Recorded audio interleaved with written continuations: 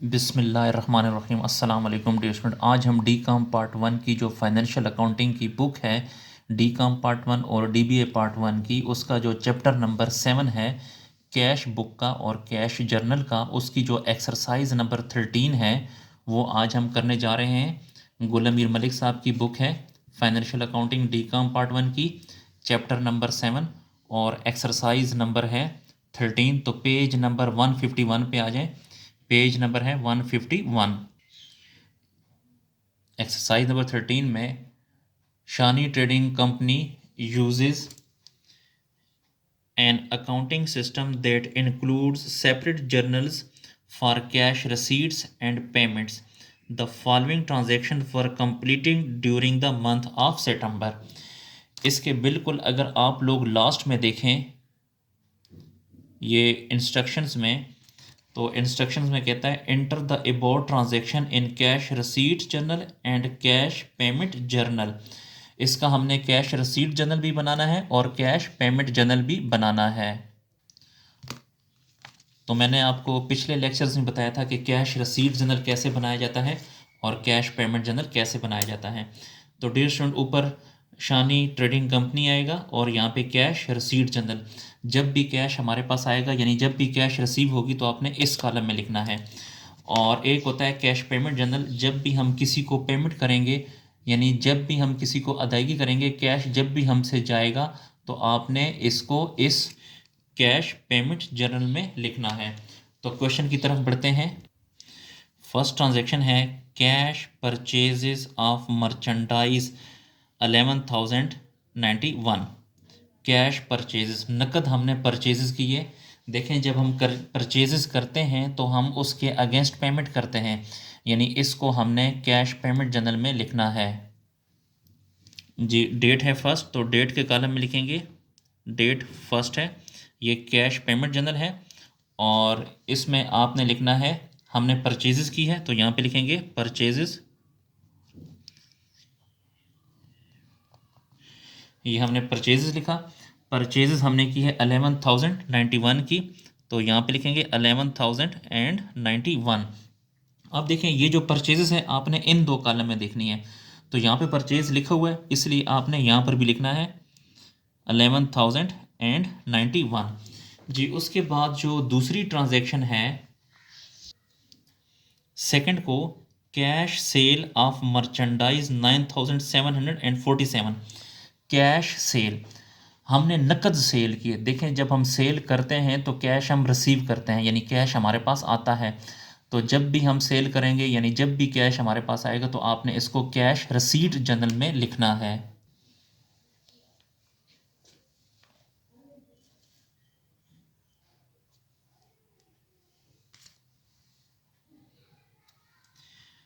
Number 4 को, purchased furniture for ₹7,680, payment made by cheque जी। Purchase furniture, हमने furniture ख़रीदा है। तो देखें, जब हमने फर्नीचर ख़रीदा है तो जब भी हम फर्नीचर परचेज करते हैं तो हम पेमेंट करते हैं ना, यानी कैश हमसे जाएगा। तो जब भी कैश जाएगा यानी जब भी परचेजेस की एंट्री होगी, जब भी पेमेंट की एंट्री होगी तो उसको आपने कैश पेमेंट जर्नल में लिखना है। तो कैश पेमेंट जर्नल में आ जाइए जी डियर स्टूडेंट। ये जो है ये कैश पेमेंट जर्नल है, तो इसमें लिखते हैं ट्रांजैक्शन को। डेट है 4, यहाँ पे 4 डेट लिखेंगे। फर्नीचर परचेज किया तो यहाँ पे फर्नीचर लिखेंगे। परचेज किया है 7,680 का। अब यहाँ पे देखिए ये फर्नीचर है, इन दो कॉलम में आपने देखना, तो यहाँ पे भी फर्नीचर नहीं लिखा हुआ, यहाँ पर भी नहीं लिखा हुआ, तो आपने इस कॉलम में फिर उसको लिखना है 7,680 जी। उसके बाद जो नेक्स्ट ट्रांजेक्शन है 8 डेट को, paid Asif and company 9,500 less discount 2%।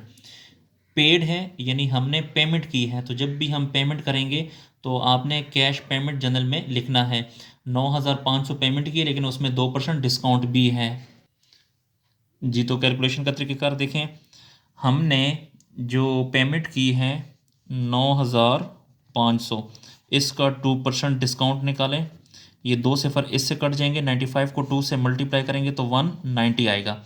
इसका मतलब ये है कि डिस्काउंट जो है वो 190 है। तो इसका तरीक़ाकार क्या होगा कि 8 डेट को ये कैश पेमेंट जनरल है, तो यहाँ पे डेट लिखें। 8 डेट को हमने पेमेंट किए आसिफ एंड कंपनी को, यहाँ पे लिखेंगे आसिफ एंड कंपनी, और उसको पेमेंट हमने 9,500 की थी, लेकिन उसमें डिस्काउंट 190 है। तो ये जो 190 है इसको डिस्काउंट के कॉलम में लिखें 190। अब 9,500 में से 190 को लेस करें तो यहाँ पे आ जाएगा 9310। मैंने आपसे डियर स्टूडेंट पहले भी ये कहा था कि जब भी यहाँ पर नाम आएगा तो इन दोनों को प्लस करके आपने अकाउंट पेबल के कॉलम में लिखना है। तो इन दोनों को प्लस करेंगे तो ये आ जाएगा 9,000 और 500। जिसके बाद नेक्स्ट ट्रांजेक्शन है 10 डेट को paid on account of bill payable. Bill payable की अदायगी की है 9,792 इंक्लूडिंग इंटरेस्ट 192, जिसमें 192 इंटरेस्ट भी शामिल है। तो देखें पेड, पेड का मतलब हमने अदायगी कर दी, यानी हमने पेमेंट कर दी। जब भी हम पेमेंट करेंगे तो आपने इसको कैश पेमेंट जनरल में लिखना है जी। तो 10 डेट को ये कैश पेमेंट जनरल है, तो यहाँ पे डेट लिखें 10। अदायगी ये बिल्स पेबल की अमाउंट थी, तो यहाँ पे लिखें बिल पेबल,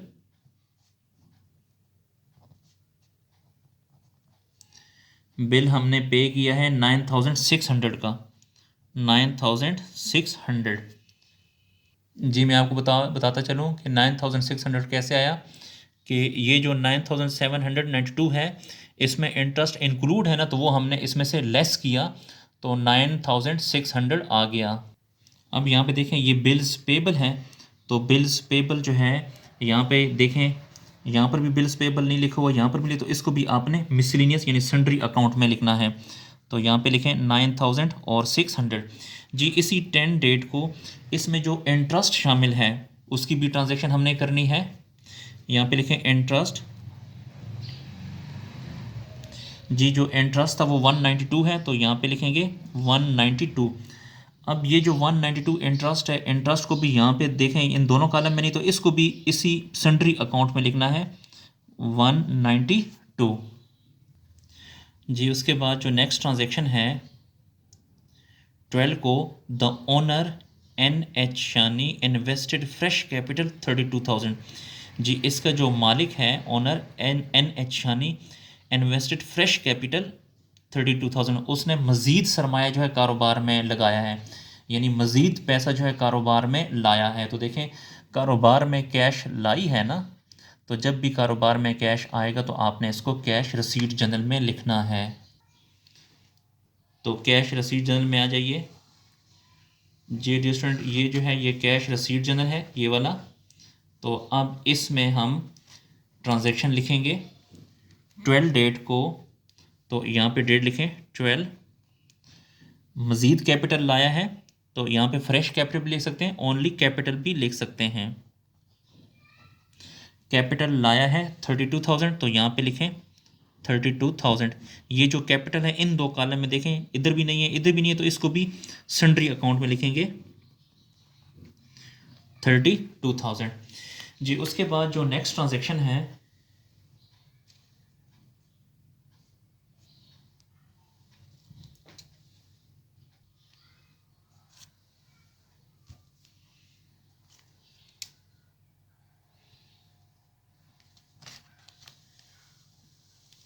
जी डियर स्टूडेंट, ये जो है ये कैश पेमेंट जनरल है, तो इसमें लिखेंगे 18 डेट को, यहाँ पे डेट के कॉलम में लिखें 18।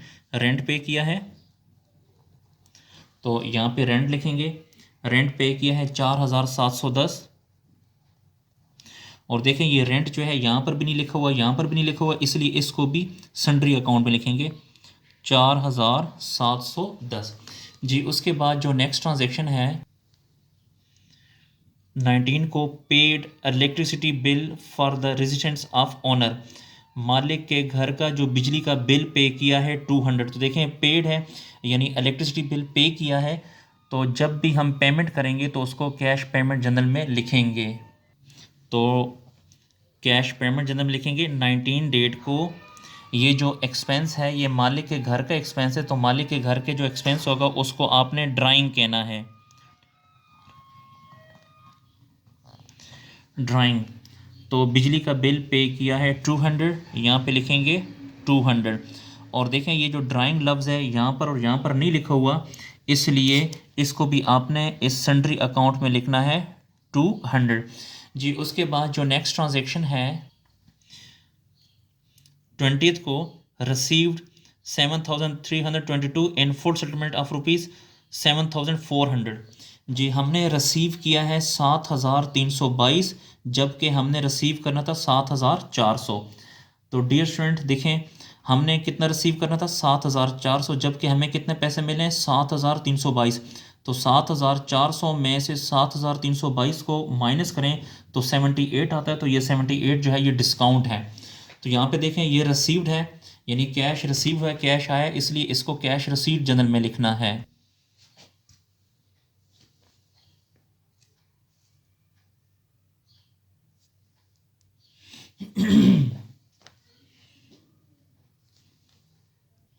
जी लास्ट ट्रांजेक्शन है 30th को पेड सैलरीज 5528।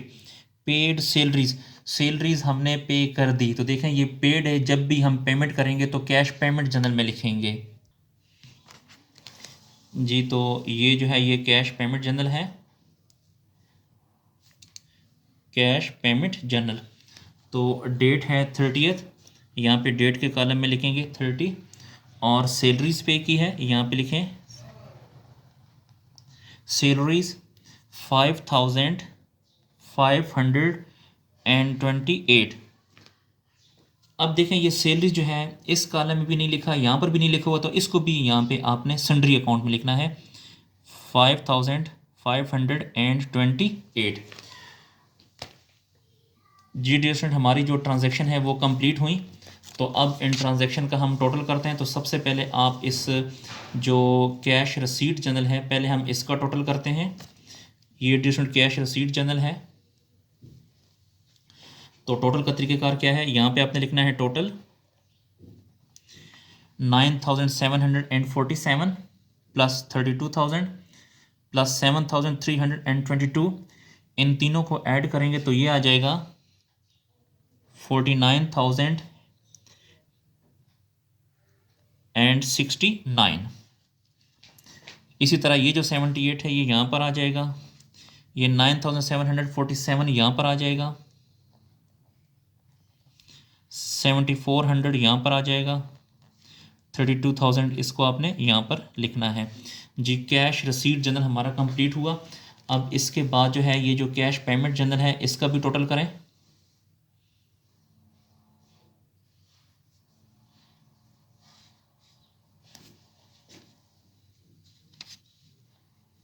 जी ये कैश पेमेंट जनरल है, अब इसका भी टोटल करते हैं जी।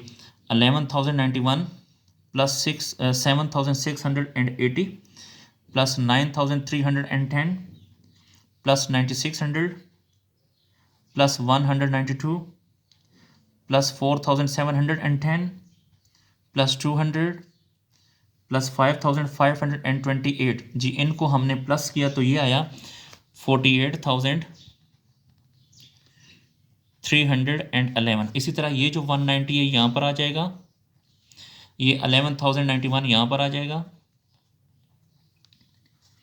9,500 यहाँ पर आ जाएगा, और 7,680 plus 9,600 plus 192 plus 4,710 plus 200 plus 5,528 जी। इनको हमने ऐड किया प्लस किया तो ये हमारे पास आया 27,910 जी। कैलकुलेशन बहुत ध्यान से कीजिएगा डियर स्टूडेंट, और यहाँ पे आपने लिखना है टोटल जी। डियर स्टूडेंट हमारा जो क्वेश्चन है कंप्लीट हुआ।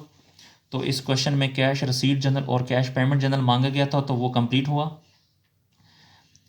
अगर आपको मेरी वीडियो पसंद आ रही है तो मेरे चैनल को लाजमी सब्सक्राइब करें और मेरी हौसला अफजाई के लिए लाइक भी करें। डियर स्टूडेंट, अगर आपको किसी पॉइंट की समझ नहीं आ रही तो आप कमेंट सेक्शन में जाकर मुझसे पूछ सकते हैं। जी बहुत शुक्रिया, अल्लाह हाफिज़।